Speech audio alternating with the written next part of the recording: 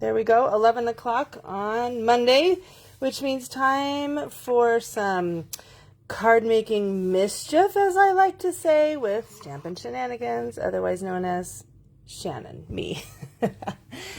Hello, welcome to this video, which is featuring Stampin' Up colors, Stampin' Up colors in watercolor.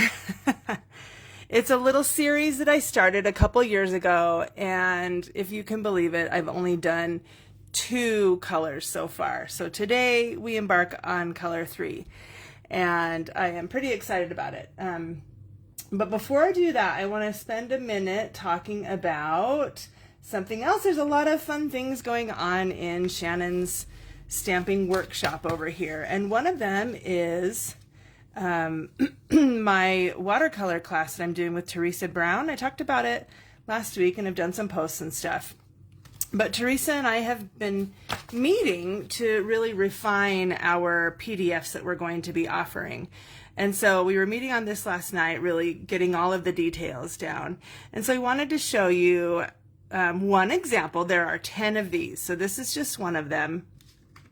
And we're going to show you how to take this. These are created in AI. You can see that, which is really cool because AI helps them be even better than I could be if I were designing them myself. I'm always like, let's see what AI can do. And poof, Teresa is even way better at this than me. So we've been going through all the details and refining them, making sure that they work for both metric and imperial measurements. But we're going to show you how to take this PDF. And mine's just black and white because I don't have a color printer. That's why. But anyway, so on the ones, if you buy the basic kit, you're going to get printed PDFs. And then we'll show you how to go from this to this. And the technique here is the reflections, showing how to stamp a reflection. Now the bird is the wrong direction, but we're fixing that. And you know, it's showing you the ideas of how to take a picture that you might see and turn it into an actual watercolor. I'm off the page, I realize now. So there you go, a better view. But just looking, this is one I made, and just looking at this, you can see all of the depth of the color, the reflection of the bird and the reeds, the sky and the clouds, and the trees and the far off distance. There's lots of little tips that we have ready here to share with you. So there's 2 more days left. Let's see, the 27th and 28th left to register for that. So you got to get in while you can. I'll put the link in this video. So if you're watching live, hello, thank you for watching live. But you'll have to wait a minute for that link, and then I'll add it later. So I see a couple of you are here. Thank you for joining. Make sure to always say hello. I love to see who is able to watch, and I love to talk back to you once I'm done. I wish I could do it while this is happening, but I can't. So Melissa, I see you're here. Hello. Thanks for being here today. How are you, friend? Okay, so back to what I first talked about was the Stampin' Up colors and watercolor. So I had mentioned before that I did 2, and one of them was Strawberry Slush and the other one was Lemon Lolly. And this was just, I started doing reels and YouTube videos about these a couple years ago.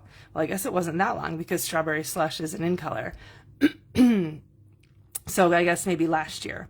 But anyway, I only did 2, and that was like this burning, I had this burning desire to do all the Stampin' Up colors, and then life just took over. So now I'm picking that back up. So basically how that works is I'm going to take a Stampin' Up color, Peaceful Pine, and I'm going to watercolor Peaceful Pines. It's so cool that all of our Stampin' Up colors, almost all of them, let's see, I'm looking around now, are actual things. So this is going to be really fun. Basic Beige, that one's going to be a little hard, but I'll work around it.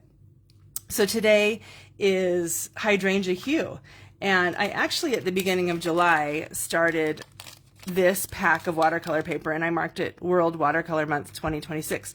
And I wanted to consume this whole thing in the month of July, and I challenged you to do the same.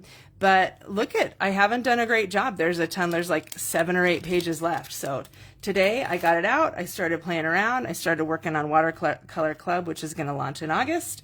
And now I have some fun things to share with you. So hydrangeas. Now, if I'm being honest, I mean, I don't really know flowers very well. I don't know.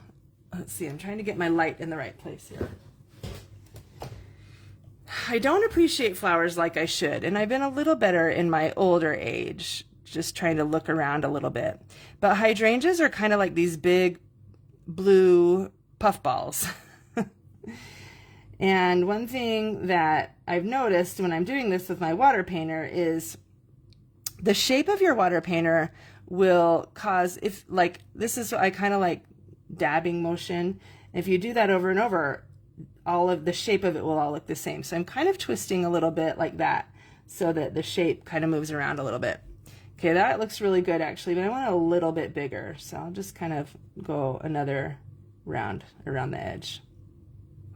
Okay, and one thing I love about Hydrangea Hue is it has this beautiful purple undertone. So you can already start to see that. There's some purple coming out right there. Oh, it's kind of far away. Let me see if I can zoom in a little bit. There we go. That is better. I'm gonna move these things up. Put this more in the middle. There's my Diet Coke splatter right there. Sorry about that.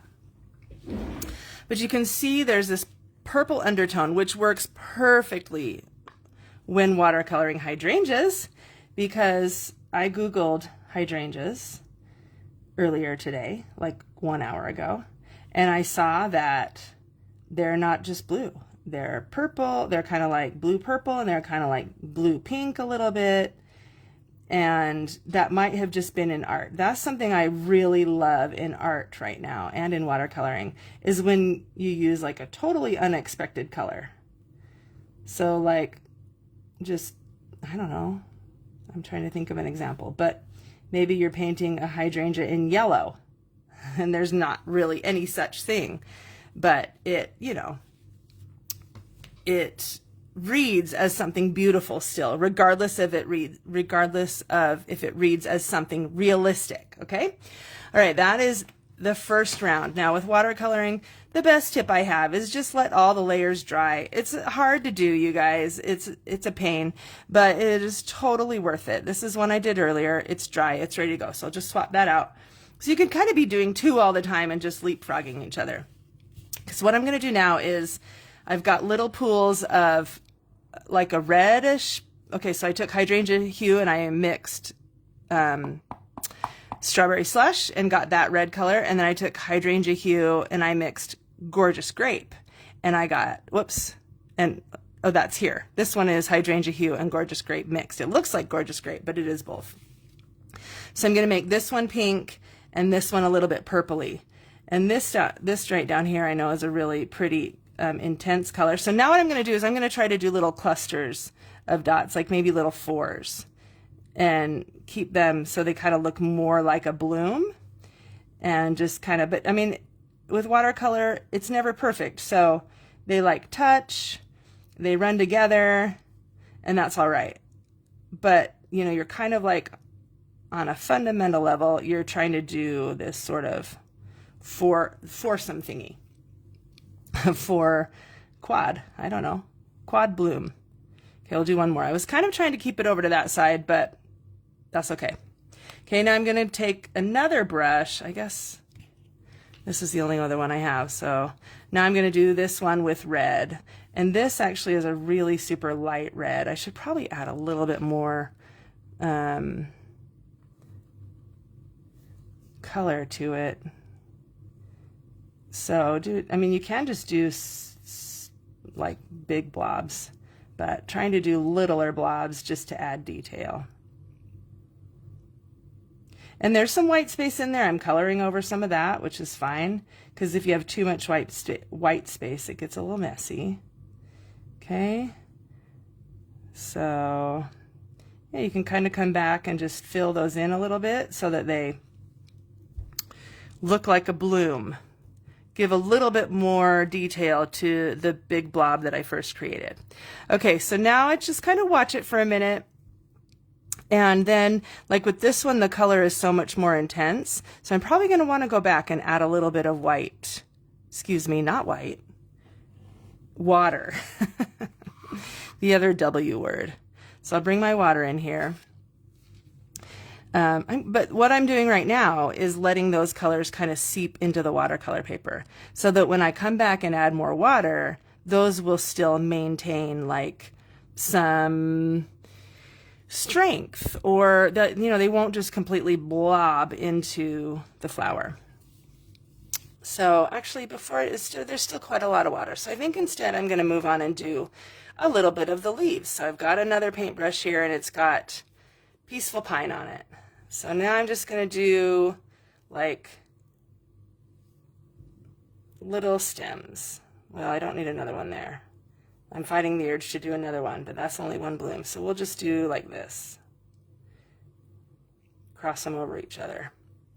And then that looks really light in color. So I'm going to come back and add a little bit more so that we get like, so that it does actually look green instead of just some sort of very light color. Cute. Okay, now obviously we need some leaves. Leaves are harder, but you know, you can do the standard. How I looked up the way these look, and they're like, they have like this look like this, and then they go out like that. I don't know what that shape is, but kind of like that. So we'll just go with it. And I don't really care if these are perfectly, like, this is not supposed to be like a totally realistic painting. It's supposed to be just kind of a loose and fun representation of Hydrangea Hue because I'm watercoloring all the Stampin' Up colors. Okay, I feel like this one needs to go off the page, so we'll just kind of combine it there, down there. Okay, we need another leaf over here. Let's do it up high. So I'll do kind of like that.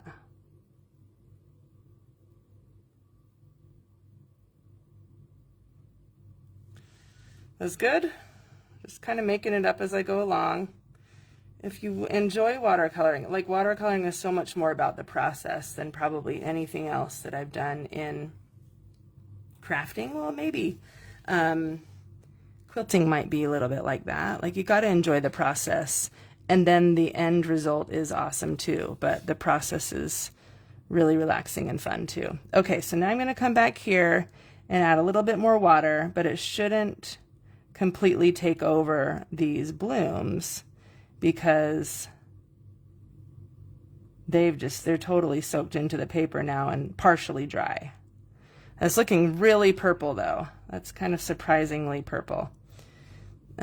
So we'll leave that for now. I'm going to fix it in a minute. Okay, let's do a little bit more water with our, this one is actually looking really wet though. So I'm going to take my paper towel, just the very corner of my paper towel, and sop up some of that water. There's still a lot there. So now I'll come back with some more water and just add. I'm mostly trying to touch down, not right in the middle of the little blooms that I created, but elsewhere. And out to the edges too, because if this is going to be a Hydrangea Hue pinky type bloom, it needs to go all the way out to the edges. So, okay, this one is looking super purple now, so I'm going to like attempt to remove some of the purple off maybe. Just put that down, and then I'll just kind of take some of that off. Look at that. Ah, so cool. That's what I was intending, but a lot of times what I intend doesn't work out. So that was awesome. Okay, got that. And now what I love about that, if you can see, is the ones that started really dark stayed dark, and then there's the light ones, and then there's the ones that blended with the Hydrangea Hue, and it's just looking really cool. Okay, this one is still drying, so I'm going to let that one dry, and I'm going to add some more just pure Hydrangea Hue back over the top, because I don't want this to look like a lilac. So let's add some regular Hydrangea Hue, and that'll bring it back to more of a blue color. So this has got so many layers, so cool. And that's probably pretty much it. So this one, I'm gonna get my heat tool out for this pink bloom because doesn't have as much pigment.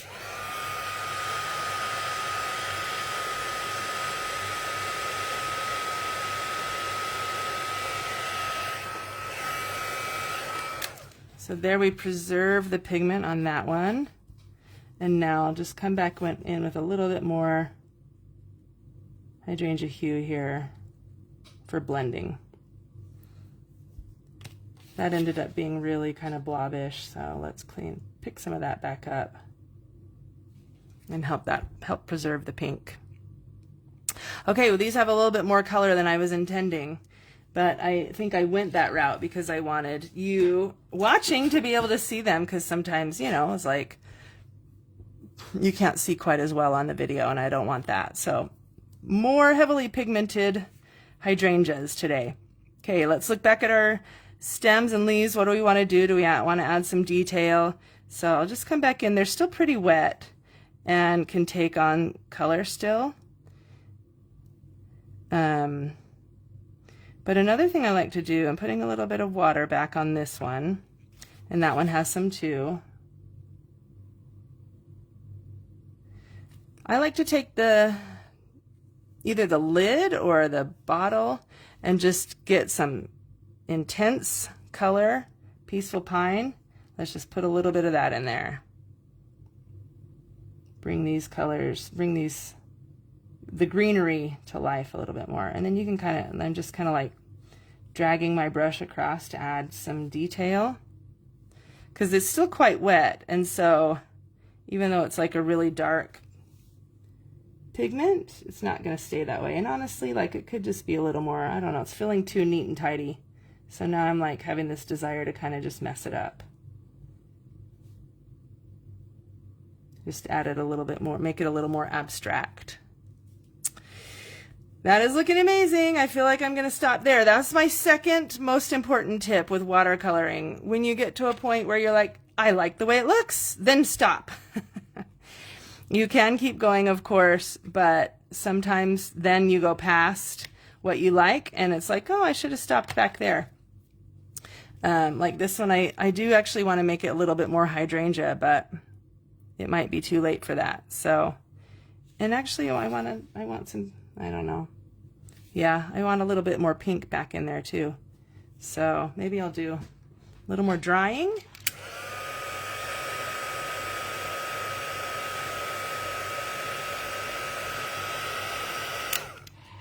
Yeah, that actually looks cool, but it does look purple. So that's okay. That is what it is at this point, you know? Okay, so from here, I just let it dry. One last thing that you can do is make some centers for those little blooms. So where you had like those little four patches together, which I can't really see any right there, so I'll just make it up. But you can kind of do like a little center. And it could either be a dark or a light center. I can't remember what actual hydrangeas have, so we'll just put like some little white dots there, and that gives the idea that that's the center of one of the blooms. And as always, I'll take a picture of this and post it so you can see the finished version, and I'll add some little ones there too. Okay, so then after this dries, I'll show the one that I did earlier, so you can see how this one ended up. You know, more Hydrangea Hue, less on the pigment of the other colors. But it's crazy because I feel like I did the exact same thing. And this is where I always say that watercoloring never ends up the same, ever. Like, doesn't ever end up the same, you guys. So I hope that you can let go of that and just go with it and see what you can create. Trying to get both of these on the screen at the same time. So there you go. I did the exact same thing, but honestly, I don't think you can do the exact same thing because the colors look a little bit different. You add a little bit more water or a little bit more color or whatever, and it just ends up looking a little bit different. I didn't add any of the white dots here, so maybe I'll do that really quick, and then I'm gonna make it a card, and this will be finished. So let's see, try to find like little quad sets there that could be an actual bloom. Okay, so what do you guys think? How's your watercoloring going? Did anybody watercolor in July or try anything new? I'd love to hear a little bit about that, or to hear what you guys are up to today, or where you're watching from. I love it when people talk to me. See, like, and I don't really like it when there's like a big line right there. So I'm going to come back and kind of fix that while it's still wet. But it does kind of like, it is kind of merged together into a big blob. So I'll probably wait until that's dry and then add a little bit more. So what I'm going to do is finish up now with a little piece of designer series paper. This is from the Bloom Boutique pack of paper. It's got that gold on the back. I hate to cover that gold up because it's so amazing, but I needed Hydrangea Hue. So there we go. I'm going to put that on that, and I've just got myself a Hydrangea Hue card. And what I've done on these, I don't know why, it's just kind of a weird thing that I've done, is instead of using a greeting, I've just said, this is a hydrangea card, or a Hydrangea Hue card, or something. I'm trying to think exactly what I would say. This one I feel like it needs a ribbon, so maybe a little Hydrangea Hue ribbon. These cards, like if I were making other cards, I might feel like that's overkill, Hydrangea Hue, but that is the purpose of this card, so no, it is not overkill. Couldn't possibly be enough. So little ribbon here, and then I'm gonna write, I usually say like, this is a Hydrangea Hue birthday card or something like that. What do I need right now? Do I need birthday cards or do I need thank you cards? Thinking of you. Hydrangea does seem to me to say thinking of you card, but if I'm gonna give this card to someone that's really needs some love, I don't know that I would say this is a Hydrangea Hue card, because they'd be like, what are you talking about? That's weird. Okay, go that way and this way. This is so fun, looking good. I've got some of these strip thingies. Let's tear a couple of these. Whoa, that kind of got a little weird, but will still work. Oh my word, this is fun. Okay, so that goes like that. And then I'm gonna have to think about what to do for the greeting, but basically, I don't know. Where's my pen? I got this Stampin' Up pen. It has a really nice writing. This is Hydrangea Hue. What should I say? Should I say birthday card? Thinking of you card? Thank you card? Any opinions out there? I'll watch the comments. Let's see. I'm actually not able to watch the comments right now. No, I know they're there. Okay, there we are. Ah, Betsy, thanks for your comment. All right, I can see some comments. I'm not sure if I'll get them as they're coming in. So I might have to just watch for your comments and then get your opinions and finish it up and then post a photo. But I hope that you have thought twice now about doing a little bit of watercoloring this July. Just grab some watercolor paper and go for it. You can also watercolor on other types of paper. Watercolor paper is the best, of course, but you can watercolor on Whisper White. I love doing, not Whisper White, Basic White. I love doing washes on Basic White. So that's it. Thanks for joining me. Maybe next week I'll have another one. Here's the, let's see. I'm probably not even showing these. So I've got the card, finished card. I've got this other one, and here was the first round with the first layer that we let dry. So you can see lots of different stages. So Hydrangea Hue in the books. 3 out of 50 Stampin' Up colors done. Who knows what next week will bring. Thanks so much for watching. I hope you're having a great day. See you next week. Okay, bye-bye.